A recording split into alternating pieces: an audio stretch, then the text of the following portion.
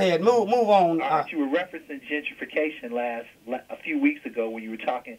Like you could be bought out, but when I asked you at the back of the broadcast because you didn't have time to answer. Okay. Okay, if you got bought out, you still were going to do business, which means you're leaving the black neighborhood because they bought you out. What black neighborhood would you go to, and would you open the same business?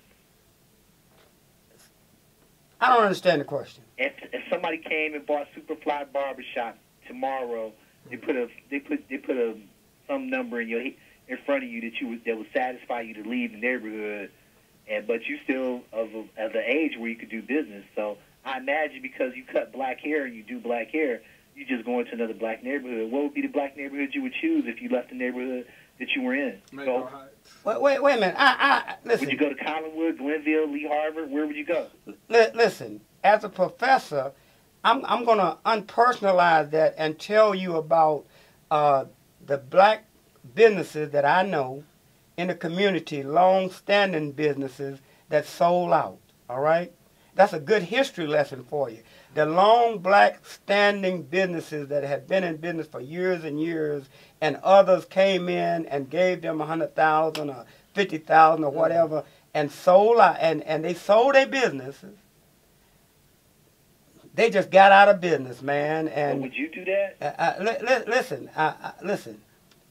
They just got out of business, and that's a part of the problem of why we don't have any black businesses today, because they thought that money that they got, they would be able to live off of it or do another business when they found out they couldn't. That's why right now in our community, all the business that you see are owned by others. That's how that whole process began. In the 60s, in the 70s and 80s, I saw that transformation take place in which the Arabs and others, when they first came to our community, they wasn't in our stores, but they camped out outside and they started selling gears in the lot outside.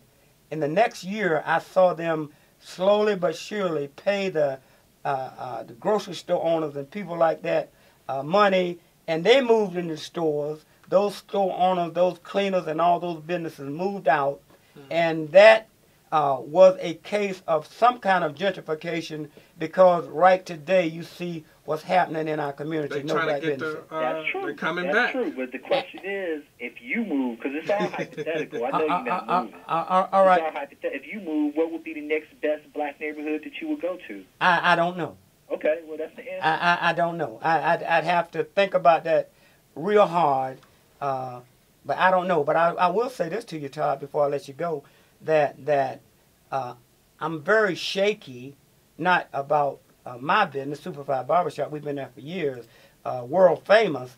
But slowly but surely, the last strength in as far as many businesses concerned is the black nail shops, the black beauty shops, and the black barber shops. And slowly but surely,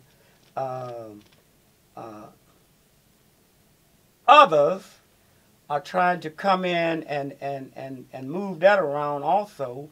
And if this happened, then the last stronghold is over. Now, the nail salons already, that stronghold is over. Somebody else done took that over. All right? So now you got the beauty shops and the barber shops. And Todd, I believe that you're one of those people whereby that if a white owner came into the barbershop business, you go there and get your hair cut and forget about us blacks. I just believe you're just that type of person, Todd. With all the cheap shots and joking that you make, I actually think you believe that, Art. Well, no, you're wrong. But I actually do think you believe it.